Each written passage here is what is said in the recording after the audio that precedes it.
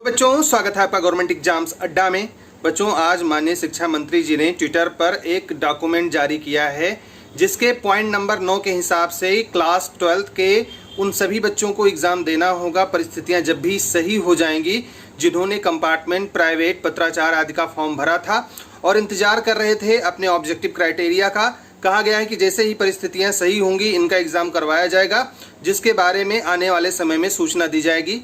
उसके बाद से बच्चे लगातार परेशान हैं। बच्चों, परेशान होने वाली बात ही है, क्योंकि आज तक जितने भी बच्चे जितनी भी बार फ़ोन किए सीबीएसई हेल्पलाइन पे, हमने भी कई बार बात की, ऑफिसेज़ में, रीजनल ऑफिसेज़ में भी बात हुई और भी कई लोगों से बात हुई, तो यही हुआ कि सबका एग्ज़ाम कैंसिल हो गया है।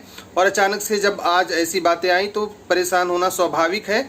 लेकिन बच्चों, धैर्य रखिए, ऐसा कुछ होगा नहीं। माननीय सुप्रीम कोर्ट है और अगर आप लोग थोड़ा सा भी यूनाइट होते हैं, और ऐसा नहीं कि आप लोग थोड़े से हैं, लाखों की संख्या में बच्चे हैं और सुप्रीम कोर्ट में या उचित माध्यमों से, चाहे सीबीएसई को रिप्रेजेंटेशन भेज करके या किसी भी माध्यम से अगर आप अपनी बात रखते हैं कि हम भी बच्चे हैं और हमको भी एडमिशन करवाना है, पता नहीं कब परिस्थितियां सही होंगी, कब आप एग्ज़ाम करवाएंगे, उसका रिजल्ट पता नहीं कब तक आएगा, और उस परिस्थिति में हम लोगों का जो एडमिशन होना है अगले क्लासेस में, या जो हमें अगले एग्ज़ाम्स देने हैं जहाँ पे फिर से एडमिशन लेना है हमको, उसका क्या होगा, तो इसके बारे में समुचित रूप से विचार करेंगे। और ख़ास करके अगर ये बात सुप्रीम कोर्ट तक पहुंची तो आपको निश्चित रूप से इसमें इसका फ़ायदा मिलेगा और किसी भी तरीके का पक्षपात नहीं होने पाएगा, क्योंकि परिस्थितियों के सुधरने की दशा में जो ऑप्शनल एग्ज़ाम होना है, अगर उस टाइम पे आपका एग्ज़ाम करवाएंगे तो डिले हो जाएगा रिज़ल्ट और एडमिशन सही से हो नहीं पाएगा।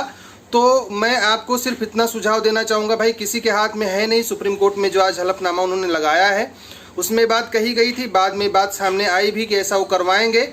तो आप इसमें यही कर सकते हो बच्चों कि अगर आप यूनाइट हो सकते हो तो सीबीएसई को रिप्रेजेंटेशन भेजो, या अगर आप अपनी बात सुप्रीम कोर्ट में रख सकते हैं तो इसी केस से कनेक्ट हो करके आपका मामला सुन लिया जाएगा और आपके बारे में निश्चित रूप से सकारात्मक निर्णय लेगी सुप्रीम कोर्ट भी।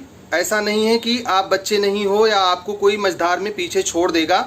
तो बच्चों, जो परिस्थितियां सामने हैं उसको तो देखना ही है।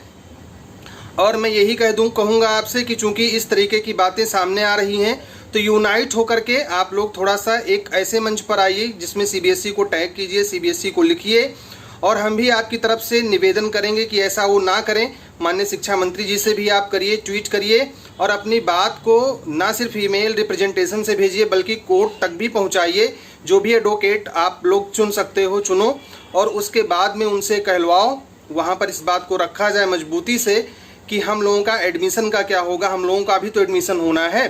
तो निश्चित रूप से कहीं ना कहीं आपकी बात जरूर सुनी जाएगी और आप सफल भी होंगे, इस बात की भी हमें पूरी संभावना है।